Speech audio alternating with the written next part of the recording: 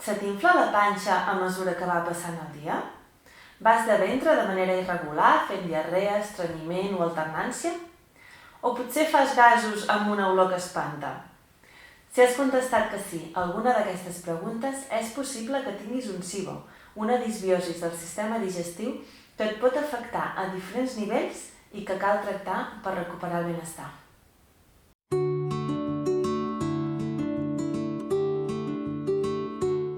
Hola, em dic Alba Alonso i et puc acompanyar a recobrar el teu benestar i la teva salut a través de la nutrició integrativa, dels massatges i del mindfulness. Avui et vull parlar del SIBO, una disbiosi o alteració dels bacteris i altres microorganismes que tenim als nostres intestins que pot donar diferents símptomes de malestar, com inflor abdominal, gasos, variació en les deposicions, refluxe, dolor abdominal, mal alè, intolerància a certs tipus d'aliments, cansament, dolors articulars, cap espès i inclús depressió.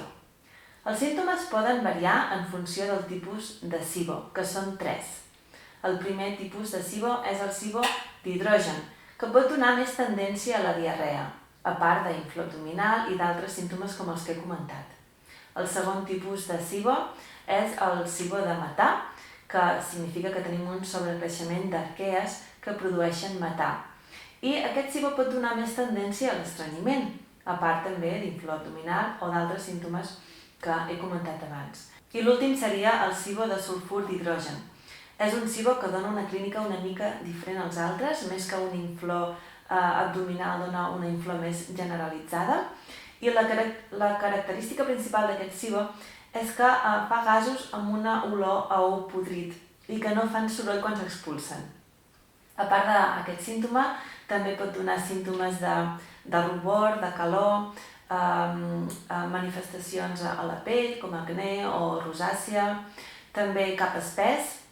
És característic també la mala memòria que pot produir i també podria donar fatiga, mal alè o genives inflamades. Com es diagnostica el SIBO? Primer de tot, cal estar molt atents als símptomes i fer una història clínica ben detallada perquè sovint el SIBO està associat a altres disfuncions i patologies i cal esbrinar i tractar també la causa del SIBO. Pot estar associat, per exemple, a refluxe gastroesofàgic o a hipoclorídria. Pot estar associat a intoleràncies alimentàries com el gluten, a la lactosa, a la fructosa, al sorbitol i a certs grups d'aliments. També pot estar associat a migranyes, a diabetis, a colon irritable o, per exemple, a un mal funcionament del complex motor migratori. El complex motor migratori són els moviments que fan els nostres intestins quan estem en estat de dejú, quan no estem menjant.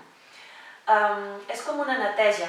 Aquests moviments arrastren els aliments, les partícules d'aliments, per netejar l'intestí. Què passa?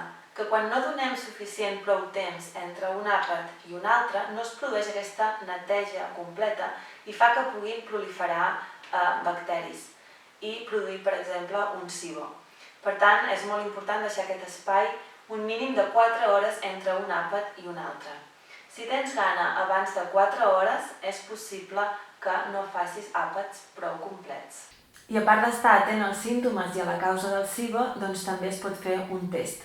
A mi m'agrada molt treballar en un laboratori que, quan demano la prova, l'envien directament a la casa del pacient, la pot fer a casa i la recullen ells mateixos el mateix dia que la fa. Aquesta prova, que és un test aspirat de lactulosa, serveix pel SIBO d'hidrogen i pel SIBO de metà. Però el SIBO de sulfur d'hidrogen encara no hi ha cap prova que ha sortit al mercat i cal estar més atents als símptomes i tractar-ho en funció d'això. I com es tracta el SIBO? Doncs el tractament també dependrà del tipus de SIBO. En tots ells s'haurà de fer una dieta especial, restrictiva en un cert grup d'aliments durant un temps limitat, normalment entre 1 i 2 mesos. Per exemple, en el SIBO d'hidrogen i de metà es farà una dieta baixa en FODMAPs, que són una sèrie d'aliments que tenen uns tipus de sucres i de fibres que alimenten aquests bacteris que estan sobrecrescuts. I en el SIBO de sulfur d'hidrogen es farà una dieta baixa en aliments rics en sofre. Però la dieta no serà suficient, també caldrà prendre una suplementació específica per cada un dels SIBOs on la base sempre serà un antibiòtic natural per rebaixar aquest nombre de bacteris. Doncs fins aquí tot el que us volia explicar sobre aquesta disbiosi tan freqüent del sistema digestiu. Si creus que tens símptomes compatibles amb un SIBO i vols que t'acompanyi en el diagnòstic i el tractament d'aquesta disbiosi, doncs em pots contactar a través de la meva web, que és albalonso.com. Fins aviat!